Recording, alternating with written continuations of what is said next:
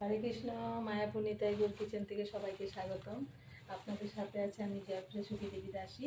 আবার আজকে চলে এসেছি আপনাদের সাথে আরেকটা নতুন রেসিপি নিয়ে। এই দেখুন কত কুমড়ো শাক। এই কুমড়ো শাক আমাদের ঘরের পাশে এই সামনেটাই হয়েছে, উঠোনের সামনে হয়েছে। সেই কুমড়ো শাক আমি কেটে নিয়ে এসেছি।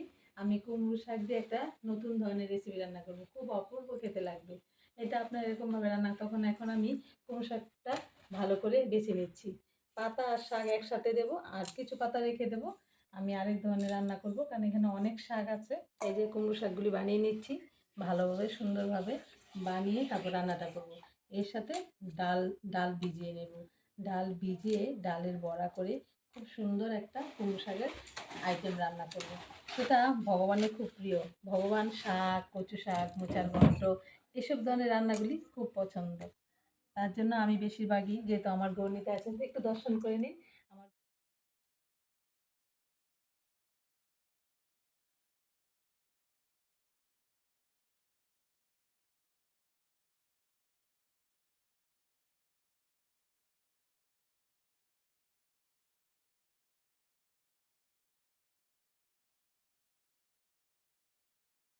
এই যে এখন আমি ফিরে আসলাম, এবার রেসিপিটা বানাবো।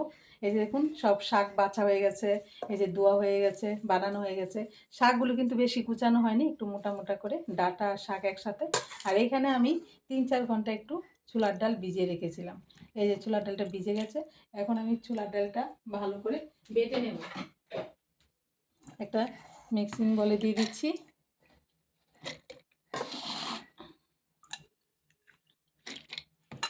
ডালটা এত পালিশ করব না, একটু হাফ হাফ ভাঙ্গা, মিডিয়াম রাখবো আর কি ডালটাকে। এখন ডালটা আমি বেটে নিচ্ছি।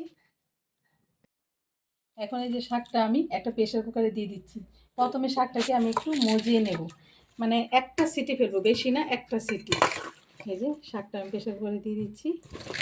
শাক ডাটা সব একসাথে। এর মধ্যে আমি এখন কিছুই দেবো না, শুধু একটু সামান্য, কারণ এ থেকেও একটু জল উঠবে, আমি অল্প একটু জল দিয়ে দিচ্ছি। এই যে অল্প একটু জল দিয়ে দিচ্ছি। এখন প্রেশার কুকারটা ঢাকনা দিয়ে আমি বসিয়ে দিচ্ছি গ্যাসের ওভেনে। এই যে ডালটা বাটা হয়ে গেছে। ডালের মধ্যে আমি একটু পরিমাণ মতো একটু হলুদ গুঁড়ো দিয়ে দিচ্ছি, অল্প পরিমাণ, আর একটু স্বাদ মতো একটু লবণ দিয়ে দিচ্ছি। এখন ডালটাকে একটু হাত দিয়ে একটু ফেটিয়ে নিচ্ছি। এই যে ডালটা একটু দানা দানা আছে। এই যে এর মধ্যে আমি একটু কালো জিরেও দিয়ে দিচ্ছি।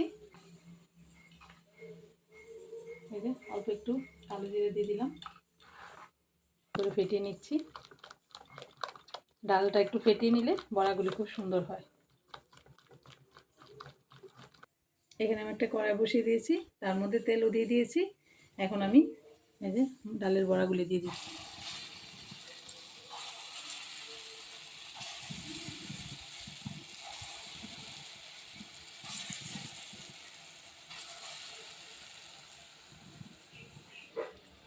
ডালের বড়াগুলি আমি একটু উল্টিয়ে দিচ্ছি।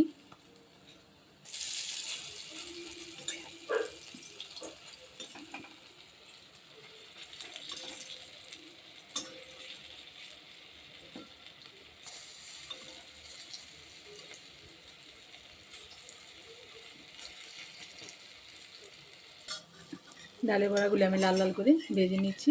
আর সুন্দর করে একটু কড়া কড়া করে ভাজা হলে ডালের বড়াটা, যে কিছুর মধ্যে যদি ডালের বড়াটা একটু লাল লাল করে ভেজে দেওয়া যায়, তখন একটা সুন্দর একটা সেন্ট ওঠে, আর সবজিটাও খুব টেস্ট হয়। এই জন্য আমি একটু লাল লাল করেই ভেজে নামাবো ডালের বড়াটা। আর সবগুলি ডালের বড়া আমি ভেজেও নিচ্ছি। এই যে শাকটাকে আমি সিদ্ধ করে নিয়েছি। এই যে প্রেসারে 2টো সিটি দিলাম। এই দেখুন নরম হয়ে গেছে, ডাঁটাগুলো নরম হয়ে গেছে, পাতাগুলো নরম হয়ে গেছে।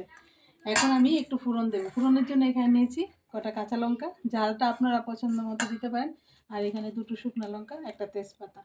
এখানে আমি কড়াইতে তেল ছিল, তেল আমি আরেকটু দিয়ে দিচ্ছি।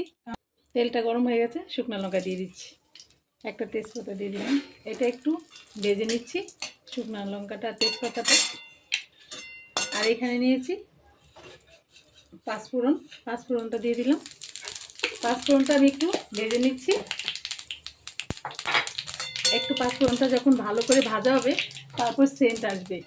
এই যে পাঁচফোড়নটা ভেজে নিচ্ছি। আর এখানে কাঁচা লঙ্কাটা দিয়ে দিচ্ছি। আর এখানে অল্প পরিমাণে একটু হিং দিয়ে দিচ্ছি। সব মশলাগুলো একটু ভাজা ভালো হবে, তারপর আমি দিয়ে দিচ্ছি। সব শাক দেওয়া হয়ে গেছে, এখন আমি স্বাদ মতো লবণটা দিয়ে দিচ্ছি। আর অল্প পরিমাণে একটু হলুদ গুঁড়ো দিয়ে দিচ্ছি, কারণ শাকে বেশি হলুদ দেই না, কারণ শাকের যে একটা ন্যাচারাল কালার, একদম মানে গ্রিন কালারটাই চলে যায় বেশি হলুদ দিলে, ভালো লাগে না। তার জন্য অল্প পরিমাণে আমি হলুদ দিলাম। আর এখন এখানে একটু আদা নিয়েছি, এই আদাটা একটু দিয়ে দিচ্ছি। এখন ভালোভাবে মিশিয়ে নিচ্ছি, এটা ভালো করে ফুটিয়ে নেব। আর এইখানে আমি ডালের বড়াটাও দিয়ে দিচ্ছি, কারণ ডালের বড়াটা একটু জুসের মধ্যে পড়ে সুন্দর একটু ফুটবে, তার জন্য। সবগুলো এখন আমি কিছুক্ষণ নেড়ে এগুলো একটু ফুটতে দেবো। ভালো করে যখন ফুটবে, তারপরে একটু সামান্য একটু মিষ্টি দেবো নামানোর আগে, হয়ে যাবে। এই শাকটা খুব অপূর্ব লাগে, ভগবানকে ভোগ লাগিয়ে যখন গরম রাইসের সাথে খাবেন না, খুব। দেখুন একটু ফুটে উঠেছে। এই ডালের বড়া শাকে এই যে জুসটা, একটু মাখা মাখা জুস রেখেছি, সেটা একবারই জল দিয়েছি, আমি আর জল দিইনি। আপনারা চাইলে একটু মাখা মাখা করতে পারেন, একটু জুসিও করতে পারেন। আর এখানে আমি স্বাদ মতো একটু চিনি দিয়ে দিলাম। মিষ্টিটাও অপশনাল, আপনাদের ভালো লাগে দেখবেন, কিন্তু শাক তো একটু মিষ্টি দিলে ভালো লাগে। এই যে এখন আমি ভালো করে আরেকটু ফুটিয়ে নেড়ে চেড়ে নামিয়ে দেবো। হয়ে গেল কুমড়ো শাক। এই দেখুন কুমড়ো শাকটা ভালোভাবে ফুটে গেছে। আর কেন বড়াগুলি আমি আগে দিয়ে দিয়েছি, ডালের বড়াগুলি একটু ভেঙে ভেঙে গেলে না একটু গেবি হবে, তারপর সব শাকের সাথে মিশে যাবে, তখন আরও বেশি ভালো লাগে। এই যে এখন আমি নামিয়ে দিচ্ছি। এরকমভাবে আপনারা কুমড়ো শাক করে ভগবানকে ভোগ লাগাবেন, ভগবানকে ভোগ লাগিয়ে প্রসাদ পাবেন। ছোটো থেকে বড় সবাই পছন্দ করবে। ছোটরা যারা শাক খেতে চায় না তারাও খাবে এরকম শাক রান্না করে দেবে। এই যে আমি এখানে একটা ভোগের বড় থালা নিয়ে নিয়েছি, এর মধ্যে ঢেলে দিলাম কুমড়ো শাকটা।